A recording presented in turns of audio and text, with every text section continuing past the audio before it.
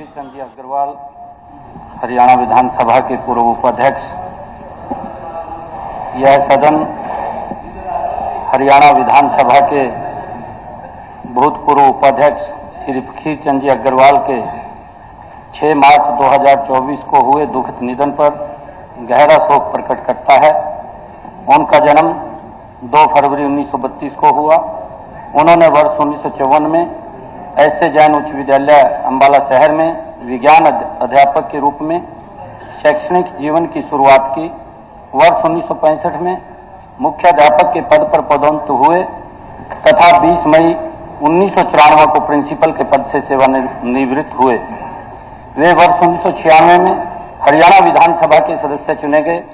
वे 22 मई 1996 से 14 दिसंबर 1999 तक हरियाणा विधानसभा के उपाध्यक्ष रहे। वे कई सामाजिक संगठनों के पदाधिकारी भी रहे। उनके निधन से राज्य एक योग्य विधायक एवं कुशल प्रशासक की सेवाओं से वंचित हो गया है। यह सदन दिवंगत के शोक परिवार के सदस्यों के प्रति अपनी हार्दिक संवेदना प्रकट करता है। कादियान साहब। थैंक यू स्पीकर साहब।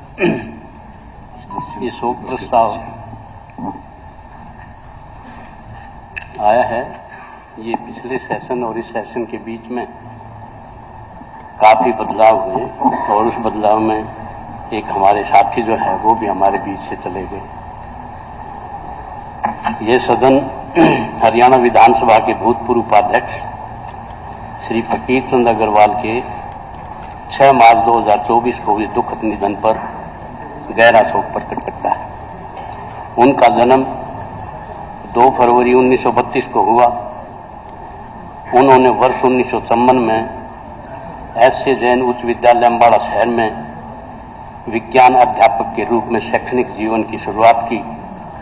वर्ष 1965 में मुख्य अध्यापक के पद पर पदोन्नत हुए तथा 20 मई 1994 को प्रिंसिपल के पद से सेवानिवृत्त हुए। वे वर्ष 1996 में हरियाणा विधानसभा के सदस्य चुने गए।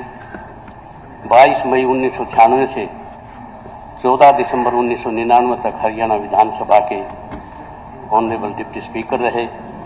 वे कई सामाजिक संगठनों के पदाधिकारी भी रहे। उनके निधन से राज्य एक योग्य विधायक एवं कुशल प्रशासक की सेवाओं से वंचित हो गया है।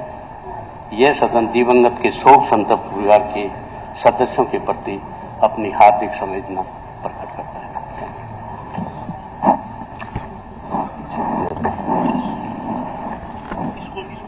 माननीय सदस्यगण, माननीय मुख्यमंत्री जी ने इस सदन में जो शोक प्रस्ताव रखा है और प्रतिपक्ष के हमारे माननीय सदस्य ने जो अपनी संवेदनाएं प्रकट की हैं, मैं भी अपने आप को उनकी भावनाओं के साथ जोड़ता हूं और शोक व्यक्त करता हूं। मैं परमपिता परमात्मा से प्रार्थना करता हूं कि वे दिवंगत आत्मा को अपने चरणों में स्थान दें। मैं इस सदन की भावनाओं को शोक संतप्त परिवार के पास पहुंचा दूंगा। अब मैं सभी माननीय सदस्यों से विनती करूंगा कि दिवंगत आत्मा की शांति के लिए खड़े होकर 1 मिनट का मौन धारण करें। The proceedings have begun in the Haryana Assembly. Obeisance being paid to the departed soul, one of the MLAs that have passed away. There is what we are given to understand. Soon we are going to be seeing proceedings of the trust vote that are going to be beginning there. Arun, my colleague, joining us, getting us more details. Arun, as far as the numbers are concerned, we were discussing that the BJP so far is safe. But what happens to Nayab Singh Saini? He is a member of parliament. He will have to give that up. He will also have to be elected before in the next 6 months as well after he passes the trust vote.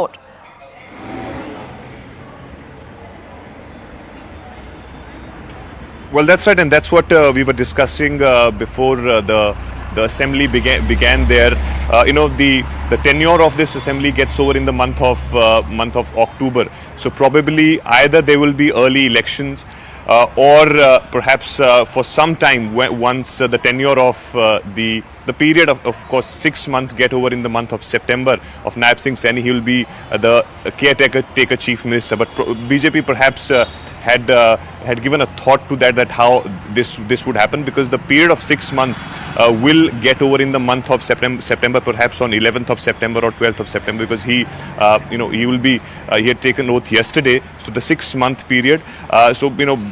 We'll have to see how that happens, but of course it's a major push from the BJP side, giving a responsibility to a OBC becoming the chief minister of Haryana. Before that, of course, Manohar Lal Khattar, who was a Punjabi, he was at the helm of the affairs for 9 years, and perhaps as BJP has done their multiple surveys, they have realized that this is the appropriate time to make change at the top in Haryana, because there were various things which they felt were going against Manohar Lal Khattar, whether it is job related scams or people were not happy with Manohar Lal Khattar's governance, and also of course the farmers' protest. These 3 or 4 issues which BJP was worried about, and therefore they thought that it is right time to give a fresh look, a fresh chief minister to the state, and which they expect will help them not only in the Lok Sabha election, but also of course the assembly election, which will be taking place in the end of this year itself. And also, of course, OBC is a huge vote bank. There are more than 40% voters of Haryana are from the OBC category, and BJP has been focusing on non-Jat voters in the state, and that was the reason why they were given responsibility to Manohar Lal Khattar, which rarely happened in Haryana, because majority of the chief ministers in Haryana had come from the Jat community. That's right. So looking at the 2024 Lok Sabha elections, also the assembly elections that happen later in the year, all of that was taken into consideration when this decision was taken by the BJP. Stay on with us. Ankit Udani, my colleague, also joining us, getting us more details of what's transpiring. Ankit, संख्या देखी जाए तो BJP के पास majority mark cross करने की संख्या है. JJP MLAs के साथ क्या होगा, इस पर क्या जानकारी आप हमें दे सकते हैं? 4 जेजेपी के एमएलएस कल स्वेरिंग इन सेरेमनी पे थे. क्या आज वो बीजेपी गवर्नमेंट के साथ वोट करेंगे ट्रस्ट वोट के समय? कार्रवाई शुरू हो गई है और जो है बीजेपी के पास पर्याप्त बहुमत है. हालांकि वही 4 जो एमएलए हैं वो विधानसभा जरूर पहुंचे हैं, अभी सदन के अंदर नहीं पहुंचे हैं, लेकिन विधानसभा में पहुंचे हुए हैं. वो चारों विधायक जेजेपी के हैं, जबकि जेजेपी की ओर से व्हिप जारी किया गया था कि आज सदन के अंदर उनको नहीं जाना है. जेजेपी के जो भी विधायक है, उसके बावजूद भी वो विधायक यहाँ विधानसभा में पहुंचे हैं. तो कहीं ना कहीं वो वोट बीजेपी के पक्ष में करते हुए नजर आएंगे या वोटिंग के टाइम एब्सटेंड रह जाएंगे, वो अभी देखना होगा. लेकिन बीजेपी के पास पूर्ण बहुमत है. 41 जो एमएलए हैं और उसके साथ 6 जो निर्दलीय एमएलए हैं, इंडिपेंडेंट कैंडिडेट हैं, इंडिपेंडेंट एमएलए हैं, और 1 जो है वो हलोका से 48 की संख्या बनती है. जी बिल्कुल. Emergency it is for the government to speak, not you to speak. नहीं, मैं आपको जो आपने जो पॉइंट ऑफ ऑर्डर उठाया उसके बारे में बता रहा हूँ. Point of order is shorter notice. It is shorter notice can be of any time. रात को, शाम को लगभग 6, साढ़े 6 बजे टीवी के ऊपर ये सारे आ गया था. इसके अंदर प्रोविजन है कि प्रिंट मीडिया के अंदर इसकी जानकारी आनी चाहिए. वो जानकारी सभी प्रिंट मीडिया के अंदर आई है. उसके बाद प्लीज यू सिट डाउन. नहीं, इसमें This is not valid. This is not valid. फिर मेरी This point of order is not valid as per rules. House को हाफ एन आवर के लिए एडजर्न किया जाए. Let the members arrive. सभी दूर दूर से मेंबर आएंगे, सब कुछ आएंगे. आधे घंटे के लिए इस हाउस को एडजर्न किया जाए, उसके बाद बैठ जाए. माने अध्यक्ष जी देखिए मैं इसमें नहीं जाना चाहता. शॉर्ट टर्म बुलाया जा सकता है सेशन, प्रॉपर समय नहीं दिया गया, इसमें भी कोई दो राय नहीं.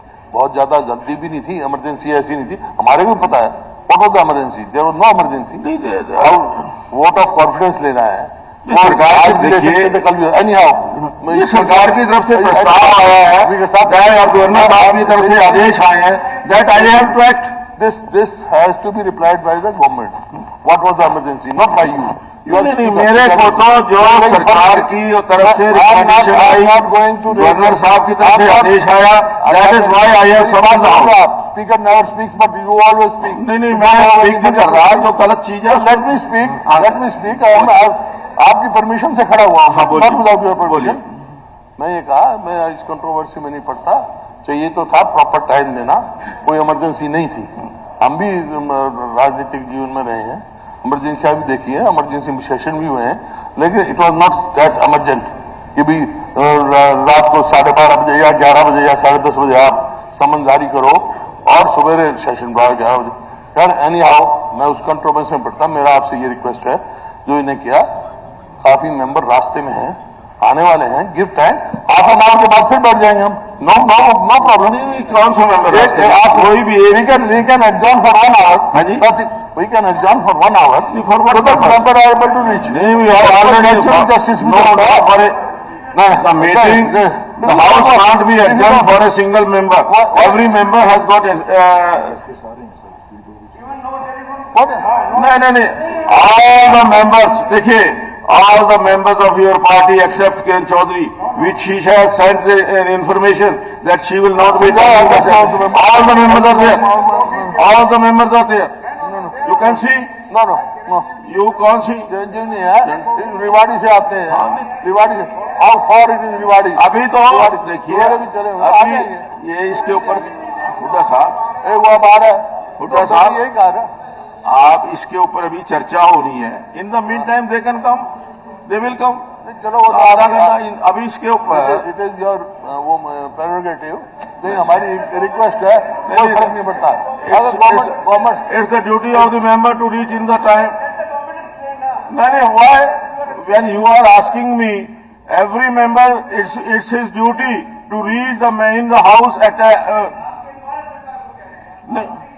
मेरे को कह रहे हैं आप, मेरे को कह रहे हैं आप अर्जन करने के लिए मेरे को कह रहे हैं। चलिए अध्यक्ष महोदय, मैं एक इंटरवेंशन करना चाहता हूं, बीच में। मैं एक इंटरवेंशन करना चाहता हूं कि अब एक आपकी बात का जवाब दे रहा हूं, मैं आपकी बात का जवाब दे रहा हूं, एक इंटरवेंशन करना चाहता हूं। बैठ जाइए, मैं आपकी बात का जवाब दे रहा हूं, आप मेंबर नहीं है क्या अध्यक्ष महोदय? अध्यक्ष महोदय, आपका हमारे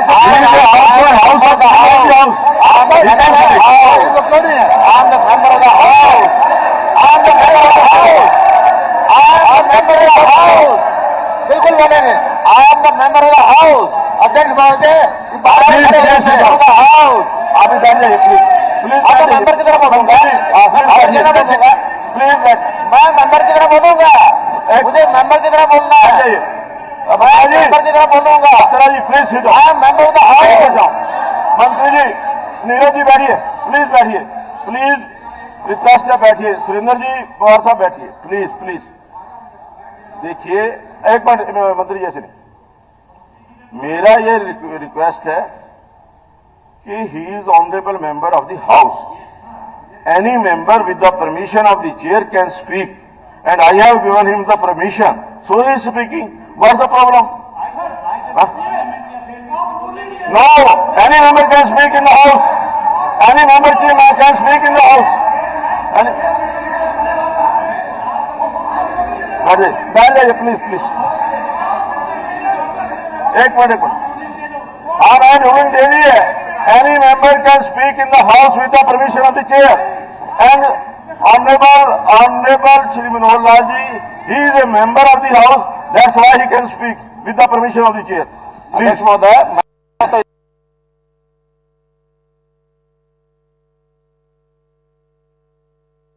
any member can speak in the house with the permission of the chair.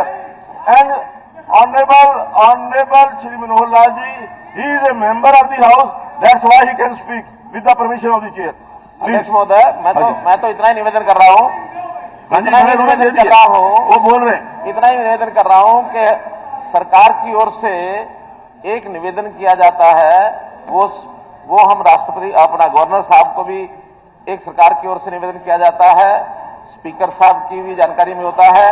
जब ये निर्णय ले लिया जाता है कि ये सदन बुलाना आवश्यक है कि नहीं है, जो ये कह रहे हैं कि सरकार को बोलना चाहिए, इसमें एक बार निर्णय अगर ले लिया है तो सरकार का कोई बारी नहीं है कि हम आपको बताएंगे कि ये निर्णय ये जरूरी था कि नहीं था, इसकी आवश्यकता थी कि नहीं थी।